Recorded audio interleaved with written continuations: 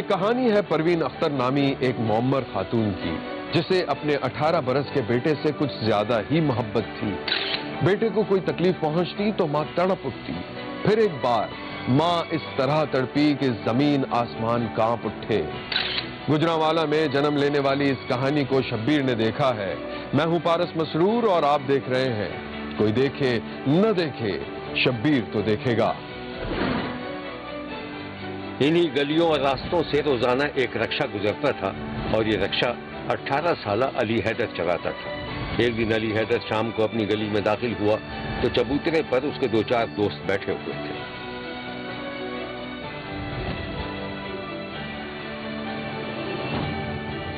ہاں بھائی، تم لوگوں کو کوئی کام دھندہ نہیں ہے، جب دیکھو فارغ یہیں بیٹھے رہتے۔ ابے ہمیں کیا کام کرنا ہے؟ ابا زندہ آباد، کر لیں گے کوئی کام یار۔ اچھا بات سن، اس سے یہ تو پوچھ اپنے رکشے میں صبح کون سی لڑکی کو لے کے جا رہا تھا؟ ہاں بیٹا، کس کو لے کے جا رہا تھا؟ بتا کون تھی وہ؟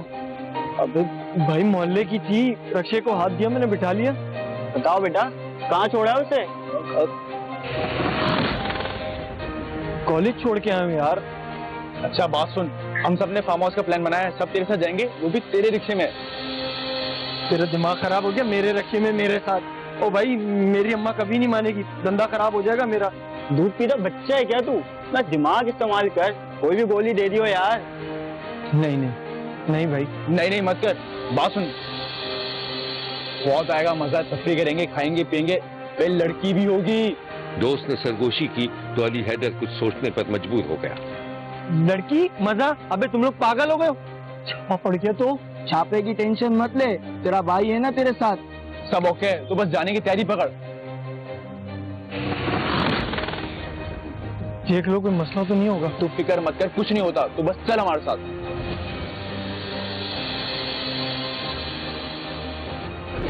علی حیدر کی 4 بہنوں اور ایک بڑے بھائی کی شادی ہو چکی تھی۔ علی حیدر چھوٹا تھا اور اپنی ماں کے ساتھ رہتا تھا، رکشہ چلا کر روزگار کماتا تھا، لیکن کووڈ کے دنوں میں وہ بری صحبتوں کا شکار ہو گیا، جس پر ماں کو خاصی تشویش تھی۔ شبیر نے دیکھا کہ علی حیدر کی ماں بار بار دروازے پر جاتی تھی۔ جب کوئی رکشہ گلی سے گزرتا تو وہ یہی سمجھتی کہ اس کا بیٹا آ گیا ہے۔ رات ہو چکی تھی اور علی حیدر ابھی تک گھر نہیں آیا تھا۔ پھر ماں نے گھبرا کر علی حیدر کو فون کر دیا۔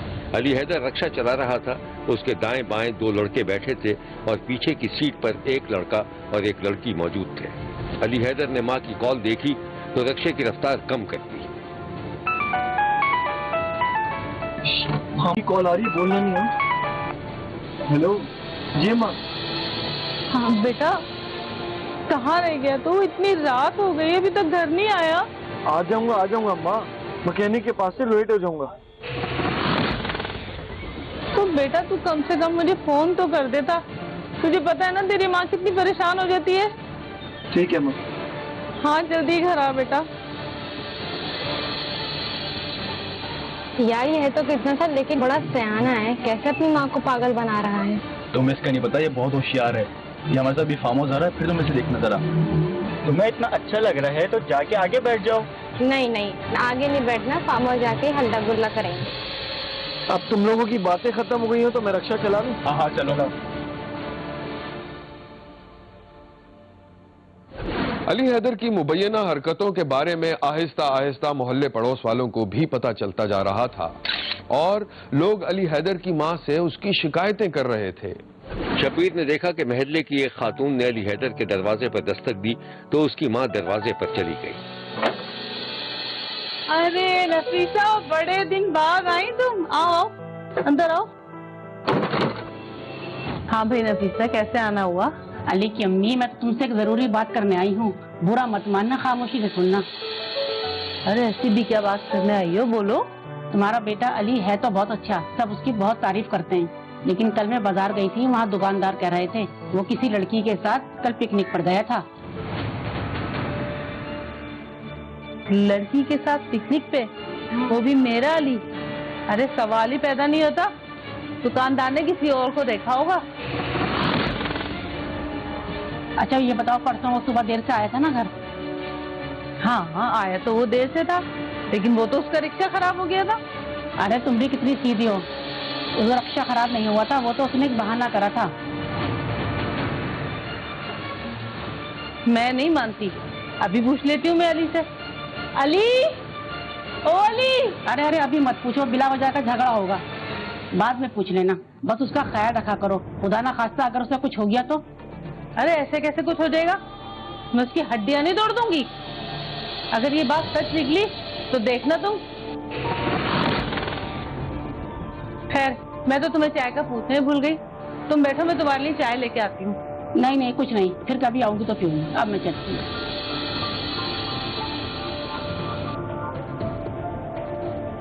नफीसा चली गई तो अली हैदर की माँ की परेशानी बढ़ गई।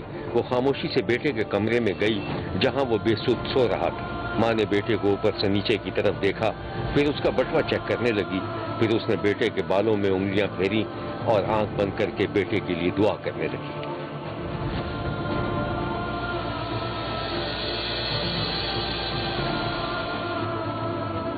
अली हैदर बुरी सोबतों का शिकार होता जा रहा था। आए रोज उसकी शिकायतें आने लगी। काम धंधा चौपट होकर रह गया था। घर में फाका कशी की नौबत आ गई।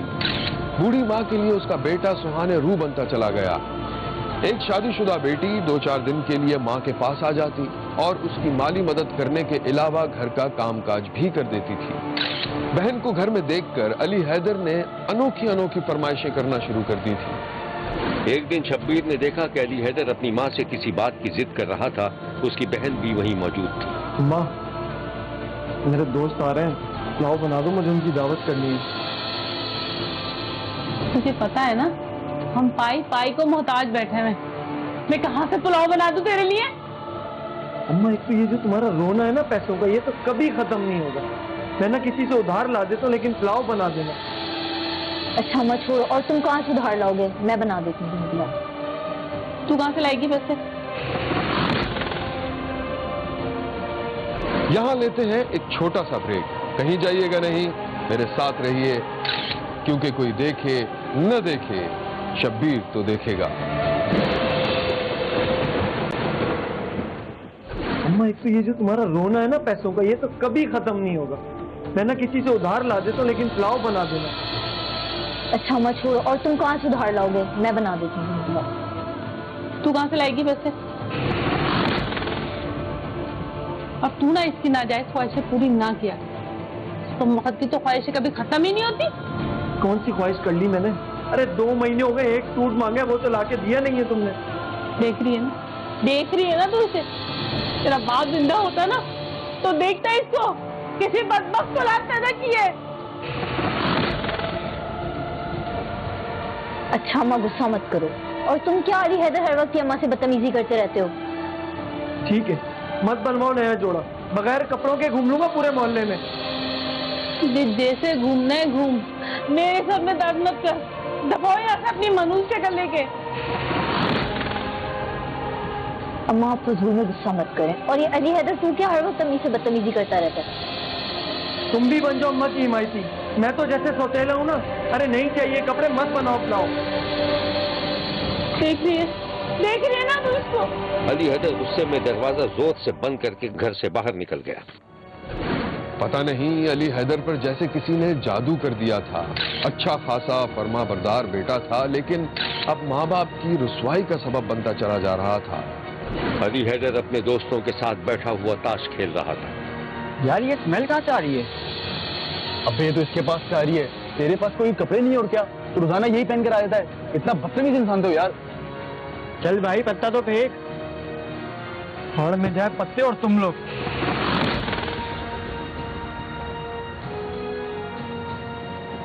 अली रुक तो सही, कहाँ जा रहा है? अरे बात तो सुन अली। अली कहाँ जा रहा है यार? बात सुन के जा यार। बे तुम्हारी बात का बुरा मान के चले गया वो। मैंने ऐसी कौन सी बात कह दी यार उसको? ये कोई बोलने वाली बात है कि बदबू आ रही है? छोड़ यार। शब्बीर ने देखा कि अली हैदर अपने कमरे में गया तो अपने कपड़ों को सूंघने लगा। फिर वो अपने लिए कोई दूसरी शर्ट तलाश करने लगा। नाकामी पर झिल्ला गया। फिर उसकी नजर दूसरी तरफ पड़ी तो वहां बहन के कपड़े मौजूद थे। अली हैदर ने लपक कर वो कपड़े उठा लिए और अपनी शर्ट के बटन खोलता हुआ वॉशरूम में चला गया।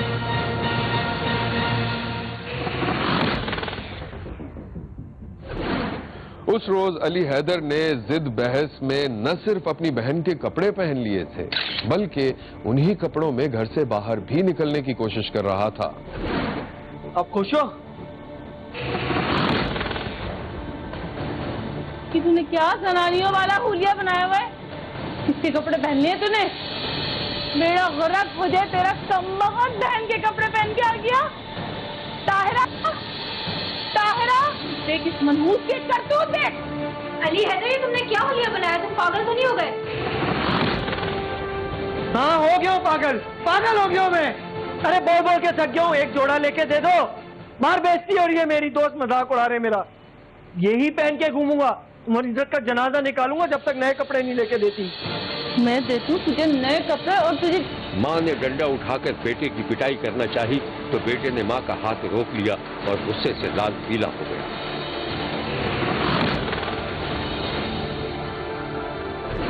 اس روز 18 سالہ بدبخت بیٹے نے ماں پر ہاتھ اٹھا لیا تھا اور جنون میں آ کر اپنی ماں اور بہن پر اتنے ڈنڈے برسائے کہ ماں کی موت واقع ہو گئی اور بہن بھی شدید زخمی ہو گئی۔ اطلاع ملنے پر پولیس نے ناخلف اولاد کو گرفتار کر لیا۔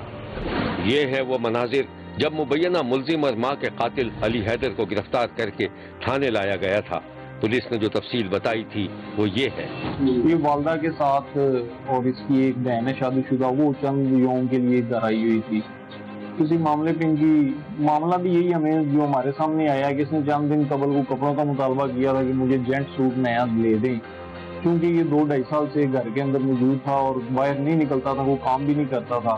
والدہ نے انکار کیا ہوگا، اس میں اس نے جس طرح احتجاجن پہنتے ہیں اس نے اپنی بہن کے کپڑے پہن لیے ہوئے تھے، لیڈیز سوٹ اس نے شلوار قمیض پہنا ہوا تھا جس دن یہ انسیڈنٹ ہوا ہے۔ اسی بات پہ یا کسی اور بات پہ ان کی تو کل کلامی ہوئی ہے۔ والدہ نے وہ ڈنڈا پکڑا ہے کچن سے اور اس کے اوپر ایک وار کیا ہے، جس طرح بچوں کو والدین مارتے ہی ہیں، گھر میں ڈرا بھی لیتے ہیں۔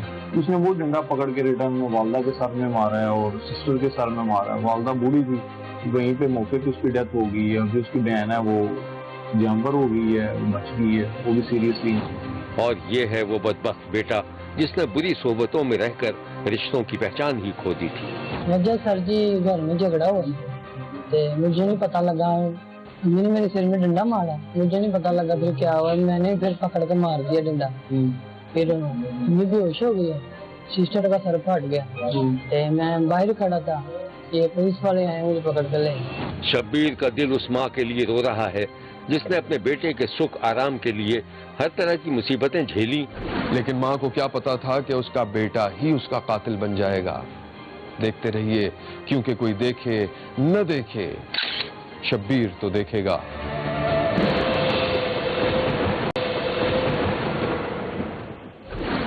کیا آپ جانتے ہیں کہ ہماری آنکھ کتنی دور تک دیکھ سکتی ہے؟ ظاہر ہے ایک محدود فاصلے تک ہی دیکھا جا سکتا ہے۔ سورج، چاند، ستارے ہم روزانہ دیکھتے ہیں، لیکن یہ کیسے گردش کرتے ہیں، کتنی دور ہیں، ان کا پتہ لگایا گیا تھا کوئی 400 سال پہلے۔ انسان کی کوشش رہی کہ وہ زیادہ سے زیادہ دیکھ سکے۔ ابھی 12 مئی 2022 کو اس صدی کا سب سے بڑا واقعہ پیش آیا، یعنی ایک ایسی آنکھ ایجاد کی گئی جو بہت دور تک دیکھ سکتی ہے۔ کتنی دور تک، یہ جان سکیں گے آپ اس کہانی میں۔ میں ہوں پارس مسرور اور آپ دیکھ رہے ہیں کوئی دیکھے نہ دیکھے شبیر تو دیکھے گا۔ ہماری کائنات کے بارے میں گیلیلیو کی دوربین نے یہ راز تو کھول ہی دیا تھا کہ سورج ہمارے نظام شمسی کا مرکز ہے اور اس کے گرد ہماری زمین سمیت کئی سیارے گردش کر رہے ہیں۔ اس انکشاف پر سائنسدانوں کو شدید مخالفت کا بھی سامنا کرنا پڑا، لیکن سائنسی حقائق اپنی جگہ اٹل تھے۔ زمین 24 گھنٹے میں اپنے مرکز کے اطراف ایک چکر پورا کرتی ہے اور دن رات کا سما پیدا ہو جاتا ہے۔ یہی زمین اپنے مرکز پر آہستہ آہستہ گھومتے ہوئے سورج کے گرد 365 دنوں میں ایک چکر لگاتی ہے اور ہم کہتے ہیں کہ 1 سال ہو گیا۔ سائنسدانوں نے جب روشنی کی رفتار کا پتہ چلا لیا تو ہمیں معلوم ہوا کہ سورج زمین سے 9.5 کروڑ میل دور ہے اور اس کی روشنی زمین تک 8 منٹ اور 30 سیکنڈ میں پہنچتی ہے، یعنی سورج کی جو شکل ہم دیکھتے ہیں وہ 8.5 منٹ پہلے کی ہوتی ہے۔ اس کا مطلب یہ ہوا کہ ہم ماضی میں ہونے والے واقعات کو بھی دیکھنے کے قابل ہو چکے ہیں۔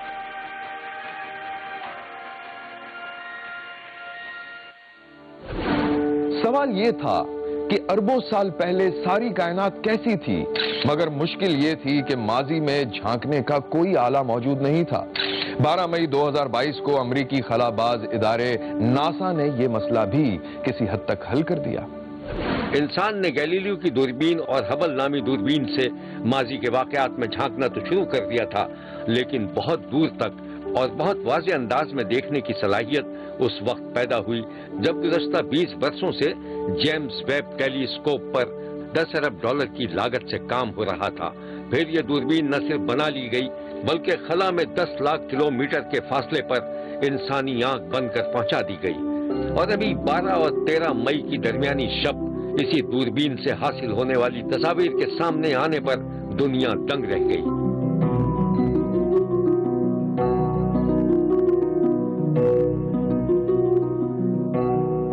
अब हम 13.2 अरब साल पहले के नजारे देख रहे थे।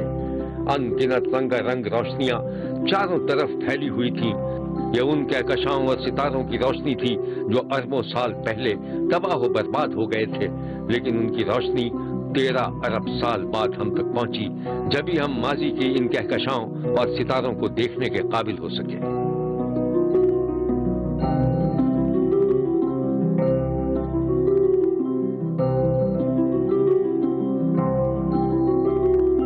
साइंसदानों का ख्याल है कि कायनात में कहकशाओं की पैदाइश से पहले कोई एक बहुत बारीक नुक्ता रहा होगा जिसमें अचानक धमाका हुआ और फिर कायनात ने फैलना और सिकुड़ना शुरू कर दिया।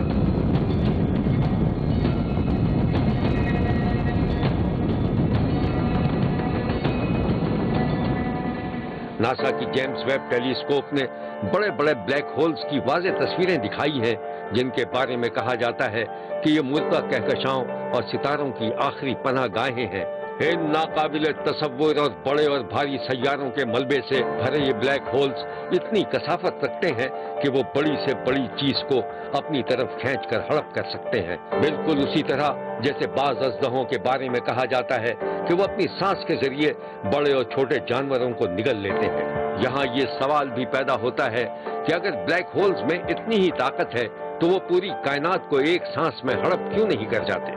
इसका जवाब ये है कि कायनाती धमाके, जिसे बिग बैंग का नजरिया कहा जाता है, इसकी वजह से दो बहुत अहम चीजें भी वजूद में आई थीं, वक्त और ग्रेविटी, यानी कशिश सकल, यानी अपनी तरफ खींचने और चीजों के दरमियान तवाजुन कायम रखने की कुव्वत। अब सारी तवज्जो इस बात पर है कि ये बड़ा धमाका जिसे बिग बैंग कहा जाता है कब हुआ था। जब इंसान के जहन में कब का सवाल पैदा हुआ है तो गोया वो वक्त के बारे में पूछना चाहता है, लेकिन क्या वक्त की कोई हकीकत है? बहुत पहले मशहूर साइंसदान आइंस्टाइन ने बताया था कि वक्त एक इजाफी चीज है, यानी वाकयात के रूनुमा होने से उसका कोई ताल्लुक नहीं होता। हर जगह वक्त यकसा भी नहीं होता। मिसाल के तौर पर एक ही कंपनी की बनाई हुई दो घड़ियों को अगर एक ही वक्त में जमीन और मरीख पर रख दिया जाए तो हम देखेंगे कि जब हमारी जमीन पर घड़ी में 12 बजे होंगे तो मरीख वाली घड़ी में 12:36 होंगे। यानी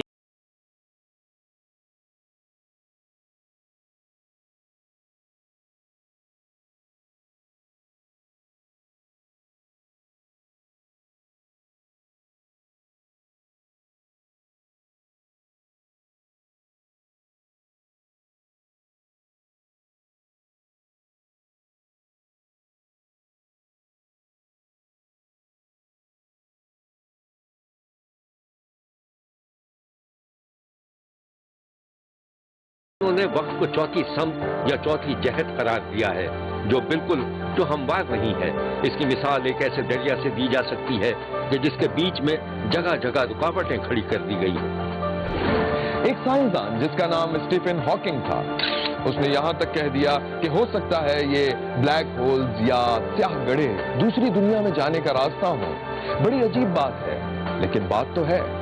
जी बिल्कुल नाकाबिले यकीन और अजीब सी ही बात है, लेकिन साइंस का अपना तरीक़ाकार है। ये भी कहा जाता है कि इस गहरे ला इंतहा स्याह गार में गिरने के बाद कोई चीज वापस नहीं आ सकती। हो सकता है कि गार का दूसरा सिरा माजी में निकलता हो। जेम्स वेब टेलीस्कोप ने हमें बिग बैंग के वाक़े के करीब करीब पहुंचा दिया है। फिलहाल हम बहुत बारीक बीनी से और वाज़ेह तौर पर उन सितारों और उन कहकशाओं को देखने के काबिल हो चुके हैं जो माजी में तबाह हो चुके थे और जिन पर पर्दा पड़ा हुआ था। जेम्स वेब इंसानों का एक बड़ा कारनामा है जो इंफ्रारेड रोशनी में नाकाबिल दीद मनाजिर देखने के काबिल बनाता है। जिस दिन नासा ने जेम्स वेब से ली गई तस्वीर और मनाजिर दुनिया को दिखाए, उस दिन नासा ने लाइव टेलीकास्ट भी किया था। 12 अरब साल पहले के मनाजिर अब रोजाना ही देखे जा रहे हैं, और इस दूरबीन की मदद से जिसे 10 अरब डॉलर की खतीर रकम से बनवाया गया, और वो सारी जमीन से 10 लाख किलोमीटर के फासले पर खला में मौजूद है। आइए ये मनाजिर देखते हैं। शब्बीर का कहना है कि ये दुनिया इम्कानात की दुनिया है और इंसान इस कायनात के राजों को जानने के लिए सरगर्दा है। अल्लामा इकबाल ने तो बहुत पहले ही कह दिया था कि सितारों से आगे जहां और भी हैं, अभी इश्क के इम्तिहान और भी हैं, लेकिन सितारों से आगे का जहान वाज़े तौर पर अब देखा गया है, और जेम्स वेब टेलीस्कोप की मदद से।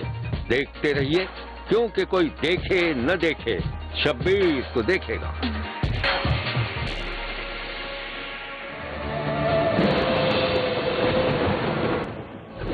इंसान कैसे कैसे ख्वाब देखता है, अपने और अपने बाल बच्चों की जिंदगी बेहतर से बेहतर बनाने की ख्वाहिश, लेकिन कभी कभी ये ख्वाब अधूरे रह जाते हैं और जिंदगी का सफर जीरो से शुरू करना पड़ता है। मैं हूं पारस मसरूर और आप देख रहे हैं कोई देखे न देखे, शब्बीर तो देखेगा। असद गफ्फार ने मैट्रिक तक तालीम हासिल की थी और इलेक्ट्रिशियन का काम सीखकर एक जगह मुलाजमत कर रहा था। शादी के सिर्फ 2 साल बाद जब वो एक बेटे का बाप बन चुका था, उसकी जिंदगी की गाड़ी अचानक पटरी से उतरने लगी। कोट रद्दू में केबल का काम करते हुए उसे ऐसा करंट लगा कि जान के लाले पड़ गए। डॉक्टरों ने पूरी तवज्जो से इलाज किया, लेकिन मेहनत का असद के बाजू उसके जिस्म के लिए खतरा बन गए। उसकी जिंदगी बचाने के लिए उसके दोनों बाजुओं को कलम करना जरूरी था, और फिर वो बाजू काट दिए गए। जरा तसव्वुर करें, एक ऐसा शख्स जिसने कभी किसी के आगे हाथ ना फैलाए हो, मेहनत मजदूरी करके रिज़्क़ हलाल कमाया हो, उसके बाजू ही न रहे तो वो किस ज़हनी अज़ियत से गुजरता होगा। असद के बाजू काट दिए जाने के बाद वो एक मजबूर और बेबस शख्स में तब्दील हो गया। मसाइब में साया भी साथ छोड़ जाता है, लेकिन असद की बीवी ने उसे हौसला दिया और असद ने दोबारा जीना शुरू कर दिया। यह है असद और उससे मोहब्बत करने वाली उसकी बीवी। एक तरफ शदीद गुर्बत और मजबूरी और दूसरी तरफ अपाहज शौहर की खिदमतगारी कोई मामूली बात नहीं थी, और खुद असद भी नहीं चाहता था कि वो किसी पर बोझ बन सके। असद ने अपने पाँव की उंगलियों को हाथों की उंगली की तरह इस्तेमाल करना शुरू कर दिया था। उसने एक छोटी सी दुकान खोल ली थी जिसमें बच्चों के खाने पीने की चीजों के अलावा एक कंप्यूटर भी रखा हुआ था। वक्त गुजरने के साथ साथ असद 2 बेटों और 1 बेटी का बाप बन गया। बच्चे अभी बहुत बड़े नहीं हुए थे, लेकिन बड़ा बेटा समझदार हो gaya था। वो अपने बाप का दस्तो बाजू बन गया। असद सुबह जागता तो उसका बड़ा बेटा भी अपने बाप की खिदमत के लिए नींद से उठ जाता, अपने बाप का मुंह हाथ बुलाता, उसे नाश्ता देता, फिर वो अपनी दुकान पर चला जाता। शब्बीर ने देखा कि दोनों बाजुओं से महरूम असद खुद अपने कांधों की मदद से दुकान का शटर उठाकर अंदर चला जाता और अपना रोजगार शुरू कर देता। ये है वो मनाजिर।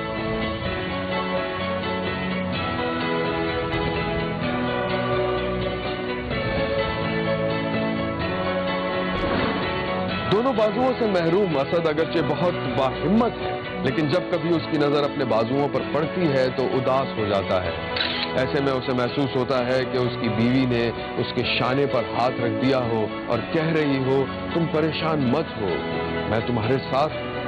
मेरे अबू की बात में मुझे बहुत अफसोस होता है, और उन लोगों के बाप उनको खिलाते हैं, प्यार करते हैं, उनको मोटरसाइकिल पर छोड़ाते हैं।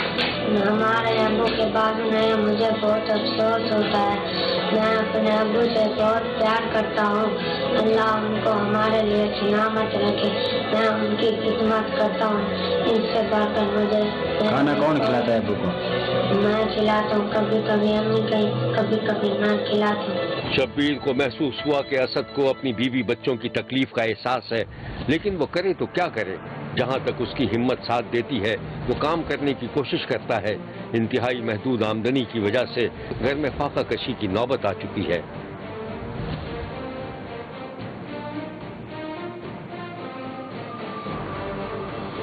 سر میری میٹرک تعلیم ہے اور میں بعض کو پہلے ماشاءاللہ محنت کرانا ہے میری موبائل شاپ ہے لیکن بعض کٹن کے بعد مسئلہ کا حصہ ہے روزی کرنا بڑی اوکھی ہے اور میری غیرت میں دوبارہ نکلا نہیں میں کو بھیک منگا لیکن مجبوری ہے چاہے حالات کرنے پر میں اگر کوئی تعاون کر لیں تو اللہ انہوں کا بھلا ہے آج کے دور کے سر منگنا میرے واسطے تو مرنے کا مقام ہے عزت غیرت دوبارہ نہیں کریں لیکن اتنے مجبور حالات بندہ مجبور تھے کہ کوئی تعاون کرے لیکن حکومت کو نال مطالبہ ہمارے مطلب ڈسیبل کوٹیج مطلب سیٹ تاکہ ہمارے گھر پر اس طرح چلے اسد کی مجبوری دیکھتے ہوئے علاقے کے لوگ اس کا تھوڑا بہت خیال ضرور رکھتے ہیں لیکن یہ مسئلے کا حل نہیں ہے.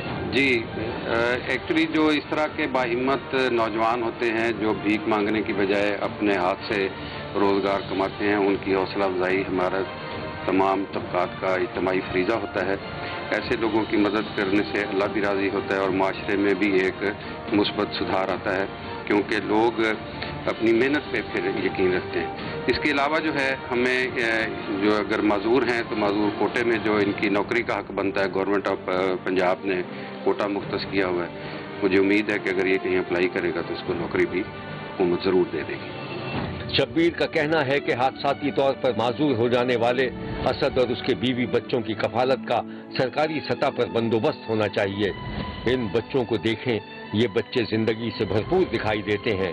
اگر مخیر ادارے اور سرکار چاہے تو ان بچوں کو شدید دکھ اور رنج کی کیفیت سے نکال سکتے ہیں. بچے ابھی چھوٹے ہیں ان کو تعلیم کی ضرورت ہے. شبیر نے اپیل کی ہے کہ اسد اور اس کے اہل خانہ کی اس طرح مدد کی جائے کہ ان کی عزت نفس بھی مجروح نہ ہو اور اسد کے بچے پڑھ لکھ کر اس قابل ہو سکیں کہ اپنے پاؤں پر کھڑے ہو جائیں. شبیر نے یہ اپیل بھی کی ہے کہ اسد کے لیے مصنوعی بازوؤں کا بھی بندوبست کیا جائے. دیکھتے رہیے کیونکہ کوئی دیکھے نہ دیکھے شبیر تو دیکھے گا.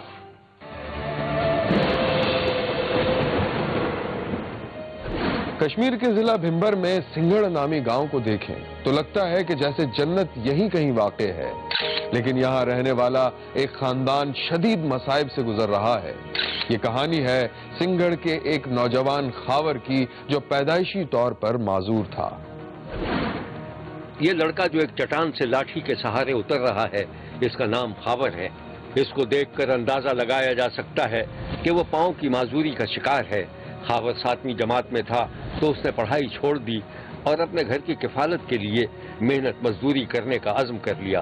چھوٹی سی عمر میں خاور کو کوئی کام کاج تو آتا نہیں تھا لیکن اسے ایک ایسا شفیق شخص مل گیا جو اسی کی طرح غریب تھا لیکن تھا ہنرمند. اس شخص نے خاور کا عزم و حوصلہ دیکھا تو اسے کپڑوں کی سلائی سکھا دی.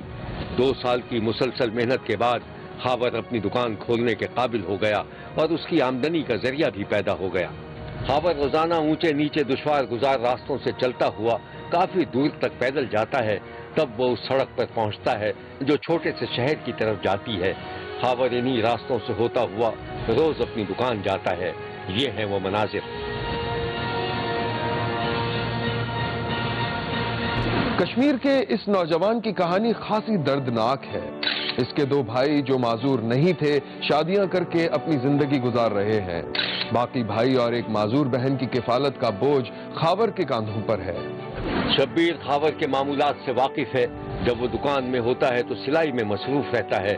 اس کے ماتھے پر سوچ کی گہری لکیریں نظر آتی ہیں. وہ اپنے کاروبار کو بڑھانا چاہتا ہے. اس نے سخت محنت کر کے ایک اور دکان لے لی ہے جس میں وہ کپڑے فروخت کرنے کا ارادہ رکھتا ہے. یہ ہے وہ دکان. 7ویں جماعت تک اسکول میں پڑھا تھا اور میری خواہش تھی کہ آگے بھی میں پڑھوں لیکن نہیں وسائل نہیں تھے کیونکہ والد صاحب اکیلے تھے. ان کے لیے ہاتھ بتانے والا کوئی نہیں تھا. آپ 4 بہن بھرا مزدور ہیں. یہ میرا شاگرد ہے. میرے کو اس نے تقریباً اسکول پڑھتا تھا. اسکول کے دوران اس نے میرے کو جان سے کیا 2-2.5 سال کے عرصے میں جڑا میں اس نے اپنی جہاں سے گیا اپنی دکان سے بنا کے اپنا جڑا کام کرتا پیا. باقی اس کے جڑے 3-4 بہن بھرا بھی مزدور ہیں. انہوں بھی جڑا نا یہ محنت کر کے جڑا نا انہوں واسطے جڑا نا یہ ہم جڑا نا کرتا پیا انہوں کا پیٹ پالتا پیا. خاور کی ایک بہن جو پیدائشی طور پر معذور نہیں تھی لیکن بعد میں کسی موروثی بیماری نے اسے بھی چلنے پھرنے سے معذور کر دیا تھا۔ خاور اپنی اس بہن سے بے پناہ محبت کرتا ہے اور اس کے لیے کوئی اچھی سی ویل چیئر خریدنا چاہتا ہے۔ یہ ہے خاور کا گاؤں اور وہ گھر جو پہاڑی پر واقع ہے۔ خاور کی بہن اس بڑے سے آنگن میں ویل چیئر پر چل پھر کر اپنا کام کاج کرتی ہے۔ خاور کے والد ملازمت سے فارغ ہوئے تو اپنی جمع پونجی سے 2 بیٹیوں کی شادی کر دی تھی۔ گھر میں تنگ دستی تھی تو خاور نے باپ کی ہمت باندھی اور گھر کے حالات بدلنے کا عزم کر لیا۔ خاور اپنے باپ اور بھائی بہن کے ساتھ بیٹھا دکھائی دے رہا ہے۔ باپ اپنے بیٹے سے خوش ہے کہ اس نے معذوری کے باوجود ہمت نہیں ہاری۔